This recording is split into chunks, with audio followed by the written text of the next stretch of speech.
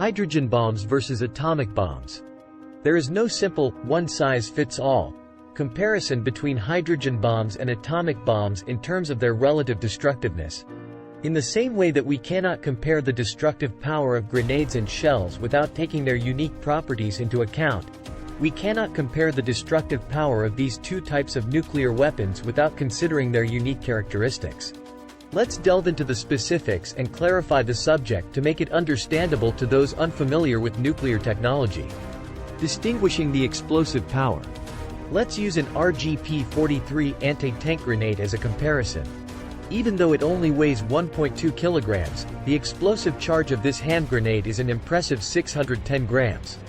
During World War II, its strength allowed it to penetrate 75 millimeters of tank armor. This is a glaring illustration of the importance of attention to detail. On the other hand, some anti-aircraft guns use 23 millimeter shells.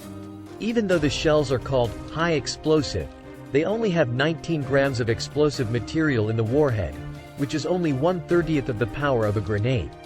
This difference shows how important details are when figuring out how powerful an explosion is. Hydrogen bombs and atomic bombs, a complex comparison. Comparing hydrogen bombs and atomic weapons reflects this nuanced understanding intriguingly. It cannot be stated categorically that one is always more potent than the other. Consider a hydrogen weapon with an equivalent explosive force to 3 million tons of TNT.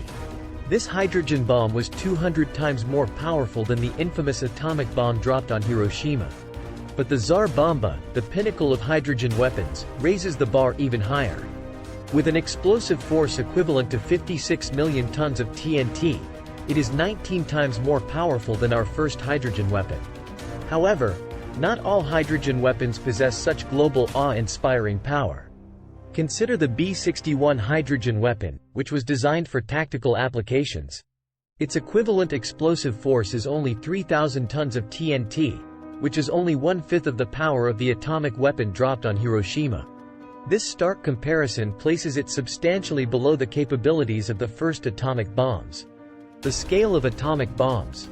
The largest atomic bomb in the world has 500,000 tons of TNT.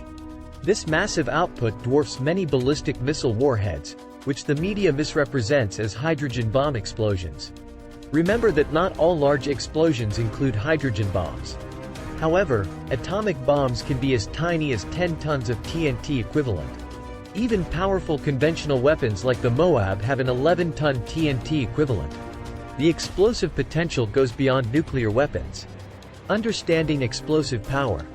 Hydrogen and atomic bomb classifications don't reveal the whole story when judging power.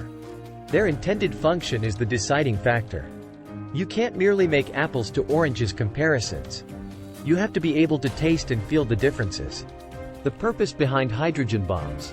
When the same destructive force can be achieved with atomic bombs, why bother designing a hydrogen bomb? Is there any need to repeat that? There's more to it than just raw firepower. While hydrogen bombs do produce massive amounts of power, their development was driven by concerns about efficiency and cost-effectiveness. Due to the high price of uranium or plutonium cores, atomic bombs might be prohibitively expensive when trying to achieve a given explosive force. The key ingredients of hydrogen bombs, deuterium and tritium, are much more affordable than highly enriched uranium or plutonium. As an example of the dynamic between scientific progress, fiscal restraint, and strategic weaponry, consider the fact that the creation of hydrogen bombs was spurred by the need to keep costs down. In conclusion, the power differential between hydrogen and atomic weapons is complex. The comparison of grenades and shells shows that details matter, and the same applies to nuclear weapons. Understanding the power of these explosive devices requires understanding their designs, intended purposes, and economic factors that drive their development. Understanding the effects of these powerful weapons on global security and stability requires understanding these intricacies in the ever-changing weaponry scene. Thanks for watching.